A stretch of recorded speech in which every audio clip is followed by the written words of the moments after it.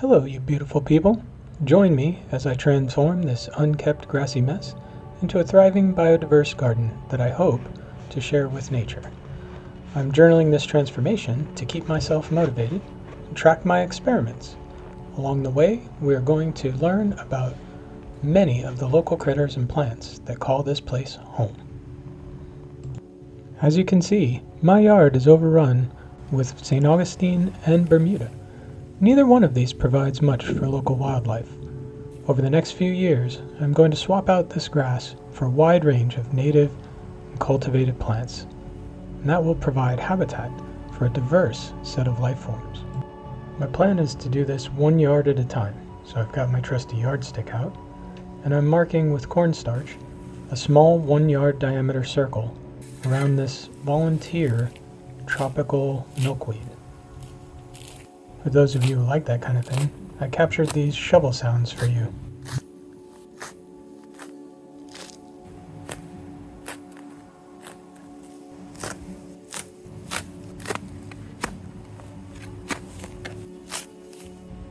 Once I had my circle cut, it was time to remove rhizomes and gather up any native species like this frogfruit that I wanted to preserve. Put that in some water for later. And here's some Spanish needles. You gotta go deep and really work to pull out all these rhizomes. If you don't, the Bermuda will grow right back. It'll take a little while, but pretty soon it'll be a nice lush carpet of grass. As I worked my way around this tropical milkweed, I was careful to rebury its roots and slowly but surely removed all the rhizomes from the Bermuda grass.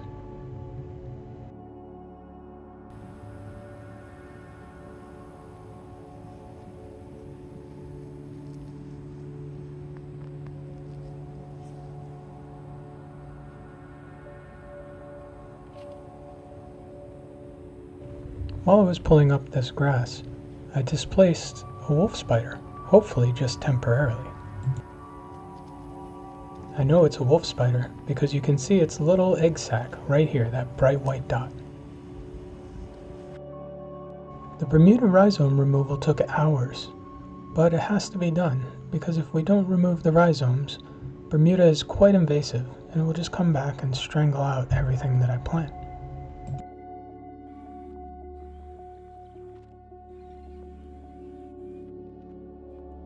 Here I found another little friend. This is a Surinam cockroach. They aren't native to my area, but they are endemic. These burrowing cockroaches emerge at night to nibble on plants.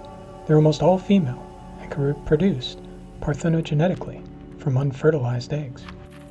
As I was cleaning out this separation border, I kept finding these shells. Here's a pretty little conch shell. It turns out the area I'm digging in used to be a gravel driveway and then a shell driveway, according to old aerial photos.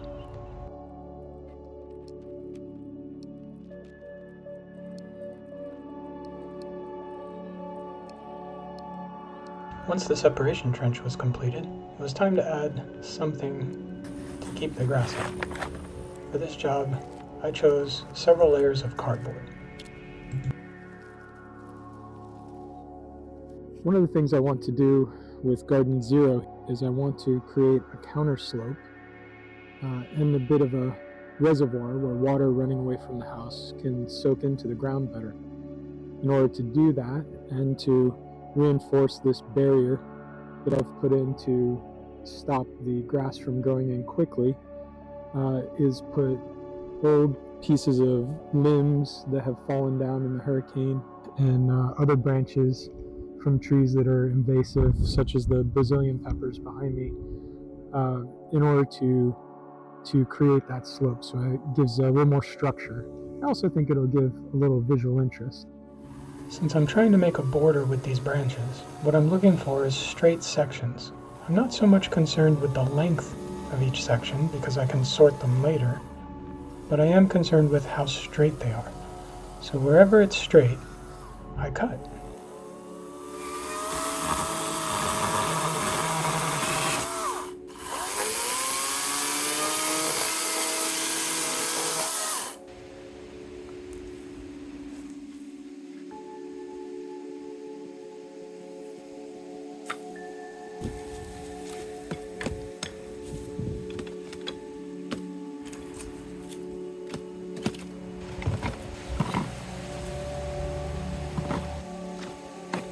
As I started to put in the larger branches, I had a lot of trouble breaking through that old compacted shell driveway. It took a while, but with a little perseverance, I found the right fit for my border. The reason I'm using these materials, wood, cardboard, branches, twigs, is because I don't want this border to be permanent. I want it to just delay the grass long enough so that I can work around this bed. This isn't going to be a standalone bed. It's just Garden 0.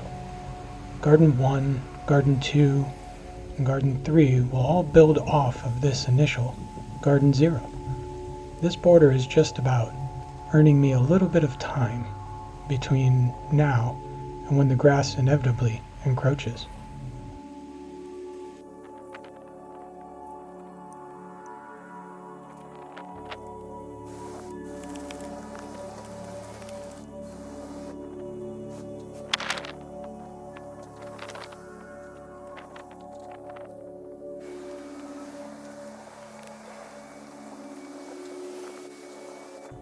A big part of this project for me is going to be experimenting with all the various materials that Mother Nature has given me.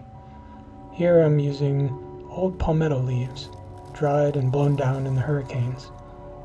I'm just splitting them up, bunching them, and then using them as a temporary border to back up and reinforce the cardboard.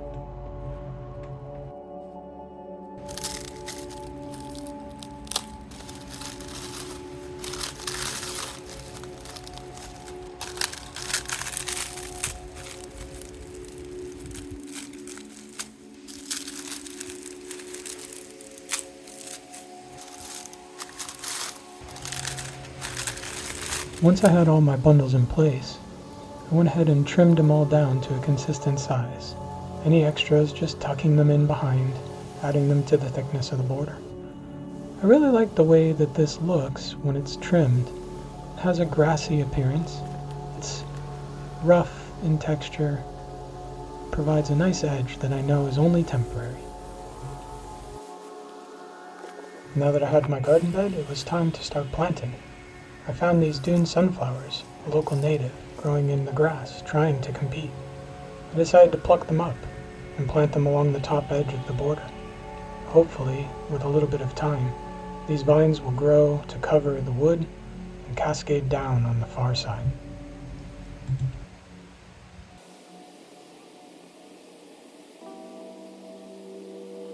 Next up was a succulent called Portulaca pilosa. It's an edible, naturalized herb that can be found growing pretty much anywhere that there's disturbed soil. I especially love the delicate little purple flowers that this wild variety has.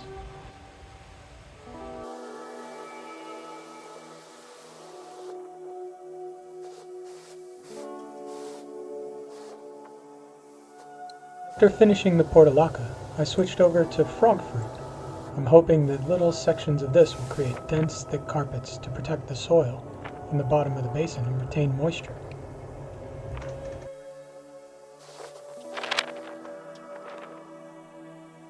The next thing I found growing elsewhere in the garden was Florida Pellitory.